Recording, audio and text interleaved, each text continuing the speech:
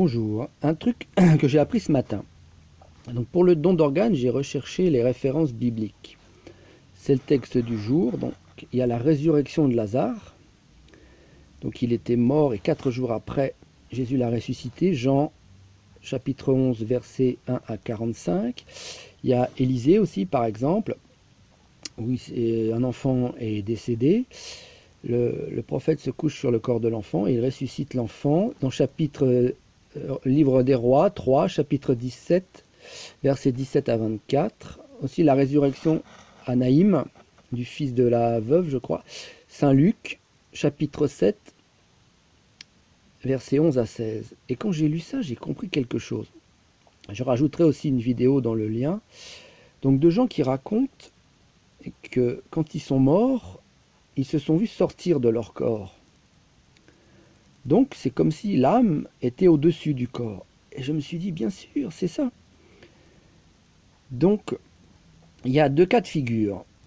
Soit, nous, notre mère, elle est décédée comme ça. Donc les docteurs vous disent à un moment, elle est décédée, on peut prendre les organes. Sauf qu'ils te mentent, parce qu'elle est maintenue artificiellement en vie. Le terme vie est important. Que ce soit artificiel ou pas artificiel, elle est maintenue en vie. Donc j'ai demandé au docteur, mais vous voyez, elle respire toujours. Il me fait oui, mais c'est la machine. Je lui fais oui, mais si vous débranchez la machine, peut-être elle va reprendre la respiration elle-même. Lui, il me dit non. Moi, je lui dis oui, mais si on ne le fait pas, on ne peut pas savoir. Il me fait oui, on ne peut pas savoir. Donc il y a ce cas-là. Donc en fait, vous verrez dans les vidéos, ce cas-là, ça correspond en fait à la personne qui n'est pas décédée, pas encore. L'âme est toujours dans le corps, même si elle est maintenue artificiellement en vie, et donc c'est le don d'organes, c'est horrible à dire, mais c'est le don d'organes qui va déclencher le décès. Et il y a un deuxième cas aussi, donc ça on voit ça avec les appuis bibliques de ce que j'ai donné tout à l'heure, c'est que même en cas où il y a une véritable mort, dans la Bible on a des exemples de gens qui sont revenus. Alors évidemment ça n'arrive pas à tout le monde, mais dans la résurrection de Lazare, ça a été jusqu'à 4 jours. Et on dit dans le texte que le corps sentait mauvais.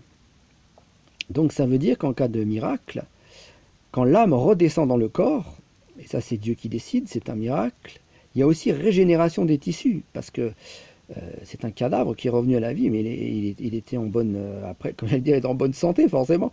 Et donc il y a régénération des tissus. Donc il faut aussi prévoir ce cas-là, c'est possible.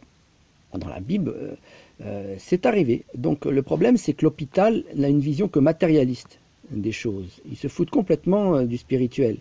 Donc l'idée d'avoir une âme, ça passe à la trappe. Mais pour le catholique, le croyant, il y a aussi ça. Donc déjà, la loi, elle dit c'est 48 heures. Avant de déclarer un décès, on attend, c'est trop court. Le minimum, c'est au moins 4 jours. Puisque, bon, ça n'arrive pas à tout le monde. Mais dans le cas de Lazare, c'était 4 jours. Dans le cas numéro 1, je reviens au décès de notre mère, et le docteur nous avait dit elle est décédée parce que le cerveau est décédé. C'est-à-dire il n'y a plus sur le scanner, le machin, les zones sont sombres. Mais le problème, c'est qu'on ne peut pas réduire une personne simplement à son cerveau. Le prolongement du cerveau, c'est la moelle épinière, par exemple. Tout ça aussi, ça fait partie de la personne.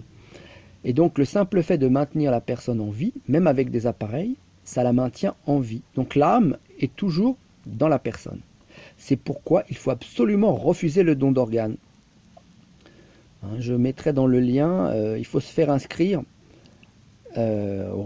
fichier refus des dons d'organes. Parce que si vous décédez et si vous ne le dites pas, ils prennent les organes d'office, je crois. Maintenant, il y a une nouvelle loi, donc il faut absolument dire non.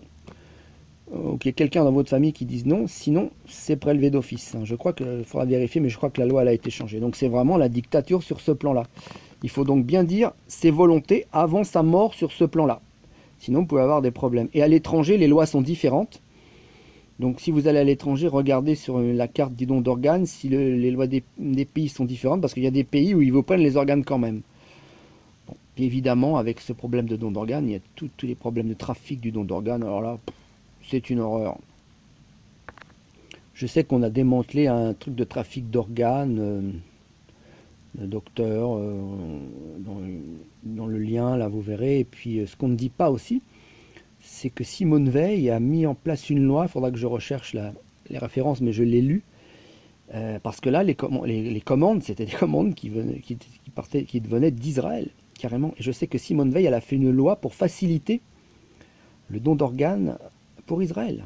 Alors ça, hein, la démocratie, bonjour, ça veut dire que parce que vous savez, quand vous demandez un organe, vous êtes sur une liste d'attente.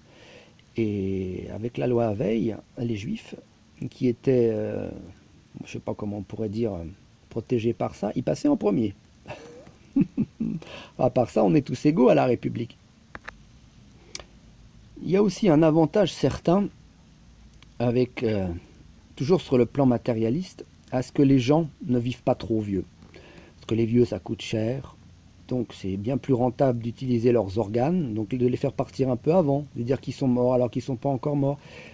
Tout ça, on a deux camps. Hein. On a un camp bien matérialiste, on n'est que des objets, que des organes, des trucs qui peuvent se vendre. Il faut être productif.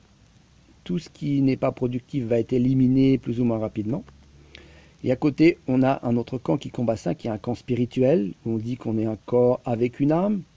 Dieu, il veut pas qu'on donne nos organes. Il a fait les organes pour chaque personne. C'est pas interchangeable. On n'est pas des robots. Et c'est donc on traite l'homme sans le côté spirituel. J'avais lu quelque chose. Le golem juif, c'est le nouvel Adam robotisé. Et la société va un peu là-dedans. C'est-à-dire, on fait un nouvel Adam qui se révolte contre Dieu, qui se construit lui-même, qui change ses organes. Bientôt, on nous met, vous avez un œil en moins, vous mettrez une caméra à la place, on va vous changer le bras. Hein. L'homme qui valait 3 milliards, c'est cette idée-là. C'est-à-dire, c'est une révolte du peuple juif contre Dieu.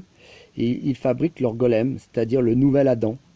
Hein, Dieu, ils se prennent pour le Dieu créateur et ils refabriquent l'homme avec des petits bouts par-ci par-là, dont d'organes, des organes entièrement robotisés, l'homme transgénique. Voilà, c'est le but aussi, c'est on va vers ça. C'est toujours le même combat, du bien contre le mal et du mal contre le bien.